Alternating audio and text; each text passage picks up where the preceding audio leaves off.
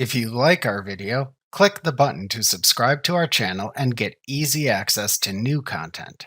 To see our full suite of ad-free video courses, instruction manuals, and quick reference guides, visit us at www.teachucomp.com. After modifying a report, you can have QuickBooks memorize it so you can quickly reproduce it again later without reapplying all the report's customizations. To memorize a modified report, click the Memorize button in the toolbar at the top of the Modified Reports window to open the Memorize Report dialog box. Type a name for the new report into the Name field. To save it into a memorized report group, check the checkbox for Save in Memorized Report Group, and then choose the desired group to save it into from the Adjacent drop-down menu.